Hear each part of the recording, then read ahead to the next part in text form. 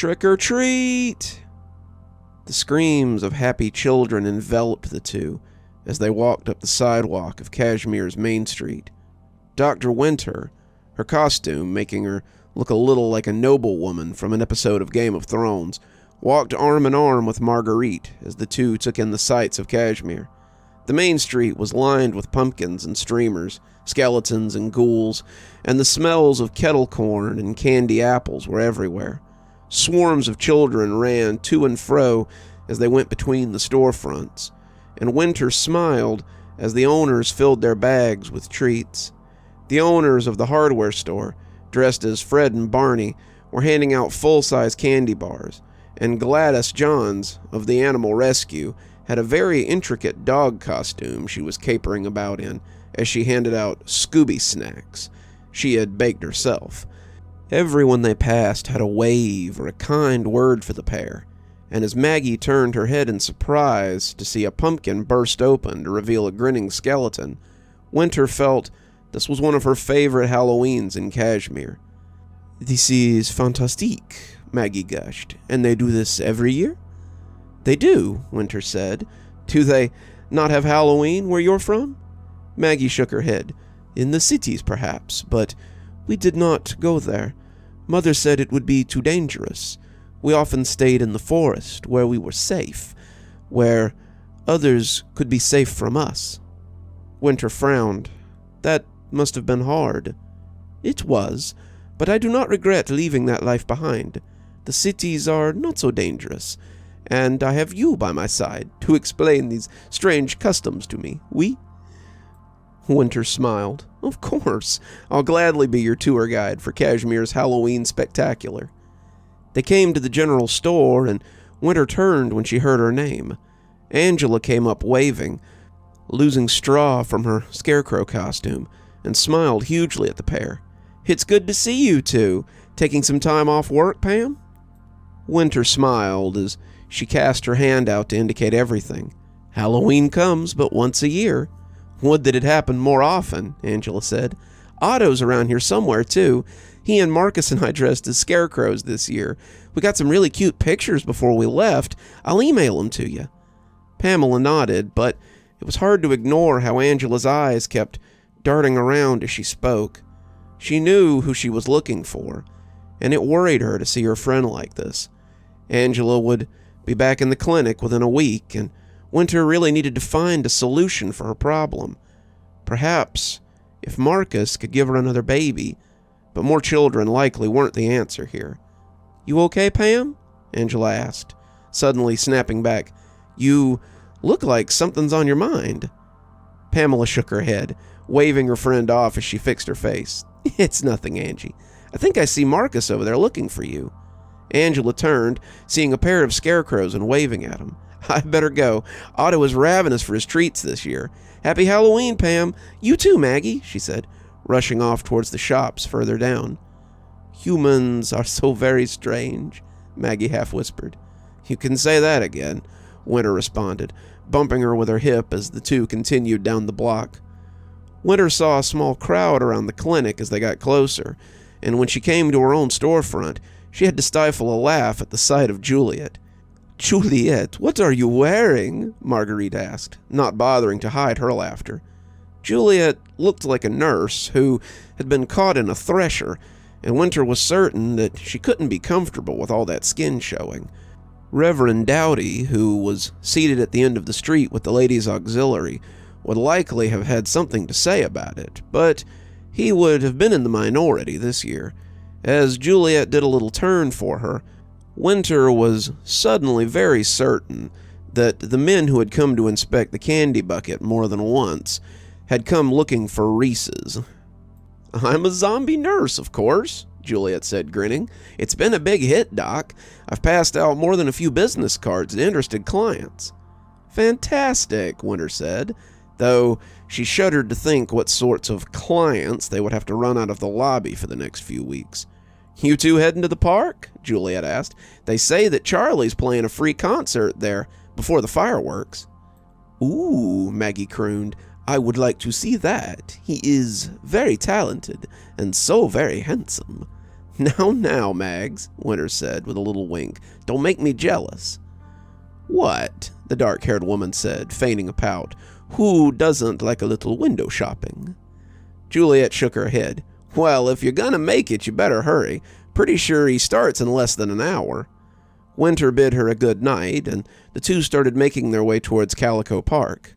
Along the way, however, they became distracted by something else. Something that should not have been there. Come one, come all, the man in the top hat proclaimed. Enjoy an authentic Halloween fright. Marguerite turned as she heard the barker, and Winter stopped to look at the shabby haunted house that was standing in front of them. The whole thing looked very cheap. The alley between the cell phone store and the flower shop had been taken up by a large papier-mâché pumpkin, its mouth grinning openly as it invited people inside. Paper bats and ghosts hung on strings outside, and the guests walked into the belching cloud of the fog machine as they went inside. It was all capped off by a sign that promised a refund if the buyer wasn't completely satisfied, and Winter noticed that more than one person came out with a familiar look. It was terror and deep fear, but also acceptance, perhaps even closure. Winter, however, was more curious about the man running the show. She knew everyone in town. Everyone. But this man was a stranger. He was dressed somewhere between a ringmaster and an undertaker, and as they locked eyes, she sensed something not quite right about him. He wasn't just a stranger to the town. He was a stranger to this world. Maggie was already walking in that direction, and Winter allowed herself to be led. Good evening, ladies. Would you care to take a trip through my house of horrors? Maggie looked at the entrance with barely contained derision. Is it very scary? I cannot speak to the quality of the scares, my dear, but it is a life-changing and one-of-a-kind experience. How much? Winter asked, not impressed. Just $5 each, and, of course, you will be given a full refund if not completely satisfied. Winter reached into her purse and dropped a 10 in, the two of them heading for the entrance. What's wrong, love? Maggie asked. You seem tense. I don't know, Winter said, the hair on the back of her neck lifting now that the man was behind them. Did he seem odd to you? Most humans seem a little odd to me. I am not a good judge of this. They walked between the lips of the giant pumpkin, and as the smoke enveloped them, Winter coughed as it settled around her. It smelled familiar, brimstone and hellfire, and as Maggie disappeared from her arm, Winter grabbed for her desperately. She turned, but her love was already gone, and Winter spun in the dark place as she searched for her. Marguerite? Maggie? She turned frantically, her eyes not finding her, but she did see something in the gloom, something that confused her.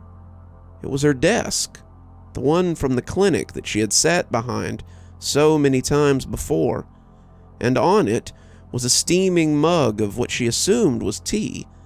It sat placidly, the steam rising and dancing as she approached, and as her hand wrapped around the mug, she saw the tea inside beginning to churn and ripple.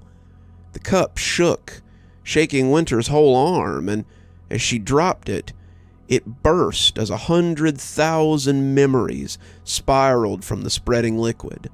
The bulbous little balls that she collected from her clients, each of them a rainbow of colors, began to fill the space, and as Winter stepped away, she heard a tittering little voice, like bugs on her skin. So many memories, Doctor. Is it because you're afraid to analyze your own? What lies within Dr. Pamela Winters that makes her so afraid to look there?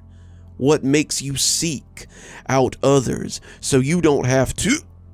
She reached behind her, her hand darting like a serpent, and as she caught the barker by the throat, his hateful words were cut off. "I don't know who you serve, you little imp, but you would do well not to torment me. Do you want to see what lies inside my head? Very well then, have a look." Winter took a deep breath, retching only a little, as she brought up a pulsating red something that bristled with barely contained energy. The barker struggled, his face turning different colors as she held him up, and as he took one big breath of air, she pushed the squirming fruit into his mouth until he took a bite. His eyes grew wide, his form trembling as her memories ran down his chin. She knew what he was seeing, but clearly it was not what he expected. He had expected her to be a talented charlatan, perhaps even a true practitioner of the arts, but as he gazed upon the smoking pits she had once inhabited, he knew she was beyond whatever small magic he possessed. She didn't know what he was, a spirit or some kind of magical creature, but she knew that he was nothing next to her, and she would not suffer this disrespect, not in her town. She would not be made a fool of on her own territory by one such as this. Snatching it back, Winter wolfed the memory down before it could overpower him, not wanting to ruin him, only to teach. I had no idea who I was dealing with. Please forgive me. His confident facade had faded, and now she saw that the haunted house was not the only thing shabby about him. "Pack your little horror show up and get out of my town. If I ever see you here again, you'll be lucky to end up in one of my little glass bottles." He took his leave in a puff of smoke, leaving Winter alone in the alley that she and Maggie had walked down only a moment before. She heard a whimper and turned to her left, her heart skipping a beat. Marguerite was crumpled on the concrete, sobbing like a child as Winter knelt beside her. Mags, it's okay.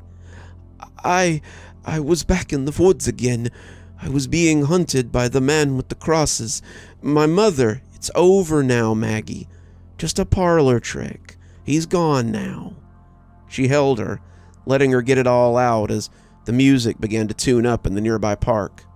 "Come on, let's go hear what Charlie Guthrie's written for the occasion and forget all about this." She looked up into Winter's eyes, her lips turning up as she took her hand. I would like that very much." "You're still here. I thought you might be. Thanks for joining me for tonight's story. If your insatiable appetite for horror knows no bounds, might I suggest one of our playlists, or one of our previous stories in the archive? There should be one appearing at the end of the story any minute now. And of course, if you're not subscribed, why not go ahead and hit that subscribe button? Maybe hit that notification bell so you don't miss any of the spooky things that we do here. If you prefer your horror a little more analog, you can always pick up one of my books. There's a link below to my latest, and it'll take you to all the great things that I've posted on Amazon. For my book lovers in the audience, I always suggest coming on down to Patreon so you can become part of my ghostly reader tier and get a book anytime I write one, which is usually about twice a year. Speaking of my patrons, let's go ahead and thank them, shall we? Thanks to Unicorn Hollow for being our spooky ghost contributor. Thanks to Janet and Lady Vengeance for being our spooky skeleton tier contributors. Thanks to Hi Stacy, Winter, Xaronan, Emily Coltsfoot, Stephanie Carrington, Marianne Schuler, Tyler Parker, and Jennifer Damron for being our ghostly reader tier contributors. Thanks, everyone. We just couldn't do the show without you. If you think you might like to support the show in a more monetary fashion, come on down to Patreon. I have many tiers. I'm sure you'll find one that suits you best. I always recommend the Ghostly Reader tier, since you get a signed book anytime I write one on your doorstep. But I have many tiers, and again, I'm sure you'll find one to suit you. And as always, thanks for stopping by. Dr. Plague, signing off. Have a wonderful evening.